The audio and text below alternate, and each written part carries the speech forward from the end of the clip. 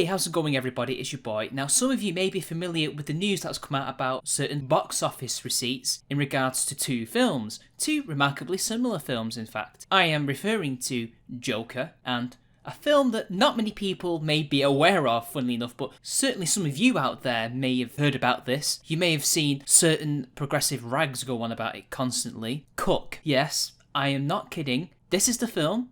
This is the poster, and according to IMDb, this is what the film is about. When a frustrated loner gains popularity as an alt-right vlogger, the online echo chamber turns his fears into a deadly rage. Yes, this is basically about the alt-right pipeline, turning an incel loner into basically millennial woes. Then he becomes a shooter, I guess, because that's just what happens, right, to most people online. You know, you start watching Sargon of Akkad, then you end up with an AR-15 in your hands, shooting down people because, you know, we gotta save the white race and all that, right? That's what the film's about. And you can see why this film was so popular amongst the progressive media and the blue check marks on Twitter. Because it is the film that they wanted Joker to be. Because Joker is a very similar film. Although it is not a thriller, it is about a man who is a frustrated loner, although he does live with his mum, who is struggling with mental health issues and wants to become famous and be a comedian, and later on becomes a deadly criminal. But the difference is Joker treats its subject matter with a lot of subtlety,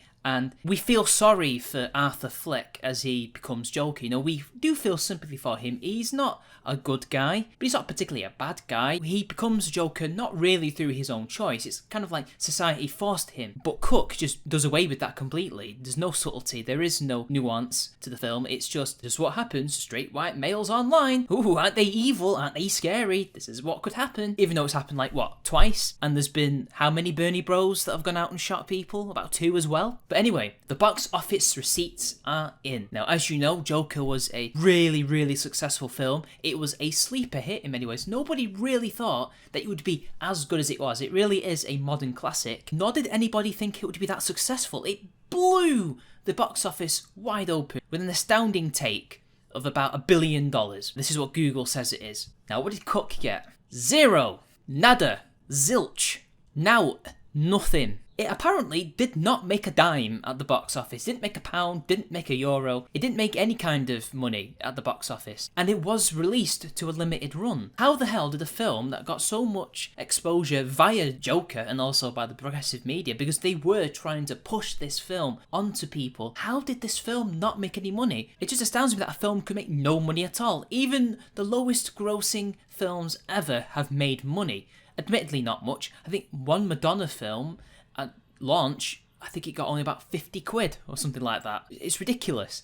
But this one got nothing. Now maybe it's nothing because perhaps they've chosen not to show us what the actual profit was. Maybe it was more of a digital release. Maybe it was simultaneously released via a limited run on theatres and online, but I don't know. You would still think they would make money on Netflix to some extent. I mean, I don't know. But I think this story shows us several things, and I think it's quite a happy ending, really. It's something to think positively about, to be white-pilled about. And I'll echo what Doomcock said. I think he's right when he says that people, even just the normal theatre-going public, do recognise a film for what it is. They do recognise art when they see it, good art when they see it, and reward it. And especially recently, where they've been starved of just high-quality, visionary films. Films in the 70s made by the likes of Spielberg, Brian De Palma, Martin Scorsese, all those amazing directors, and even more modern ones like Quentin Tarantino. We like films like that, we the audience. People like films with a vision, films with creativity, films that push the envelope, films that really just don't insult them. It doesn't insult their intelligence, but also on the flip side, they're not pretentious, not trying to preach at them or anything like that. They're just trying to tell a good story, but with more flair than the average film. And people appreciate that, and that is why Joker made $1 billion at the box office. And that's why Cuck made 0. And you could just look at the audience reactions on Rotten Tomatoes, the ever so reliable Rotten Tomatoes. It's no comparison. Cuck loses out completely. Joker storms ahead. And of course, the critics prefer Cuck to Joker, but again, whoever said the critics really should be listened to. Honestly, at this point, I think it's pretty clear that critics, whether they critique music, film, games especially, they can't be trusted anymore because they're not there to tell you, is it a good product or not? is this something worth buying? No, instead they're trying to push what they think you ought to watch, as opposed to just showing us what are the good things, what are the bad things. This is why you have films like Joker being demonised by them, and why you have films like Cuck pushed, because one displays a narrative that they don't like, and one has another narrative that they do like. And that's not what a critic is meant to do. A critic is meant to evaluate the film regardless of what its message is, regardless of what it's about or what genre, and tell us, is it good? Regardless of their bias, they have to do it. Yes, they can have their own tastes, but when they're told to review a film, they have to review a film on its own merit. But they don't do that. And I think people are slowly waking up to the fact that critics don't have to be listened to anymore, and that's why they're just going out there and watching whatever it is they want to watch. People are saying, no, I don't believe what you're saying about Joker is true.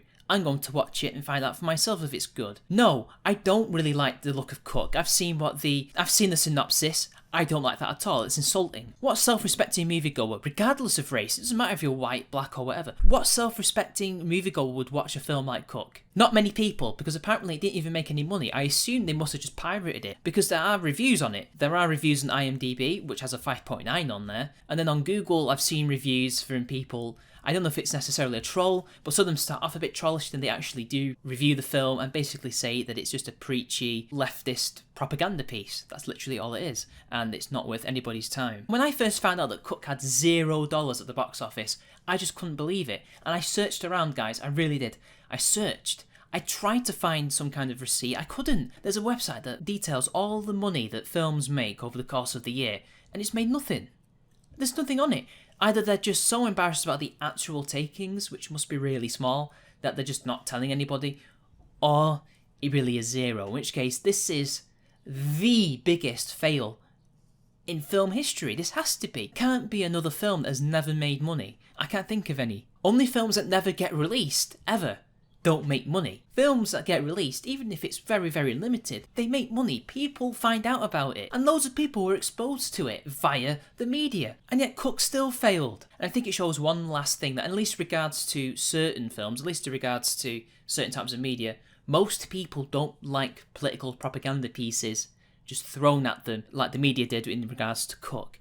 I think it's something that repels an audience. If you're going to have a political film, it needs to be either kind of a Spielbergian kind of film, like The Colour Purple, or it needs to be very, very nuanced and subtle. It needs to be in the subtext as opposed to something right in your face. Very few directors are able to even pull that off. Even then, most choose not to, because it's just not a very good strategy in regards to writing a good story, because in the end, the story becomes secondary, the characters become tertiary. It's the message that overbears the film, and it just becomes a mess. People are rejecting that style of filmmaking. Now, are they necessarily rejecting the message of the film? Do they agree with it? I don't know. I don't know if I can say that people are rejecting the message of the film. I think you would have to ask people who have seen it. Again, there is probably evidence to suggest that they are. Birds of Prey also failed at the box office, amongst other films. I don't know. It remains to be seen. Because Captain Marvel still made a massive profit. That made about $1 billion.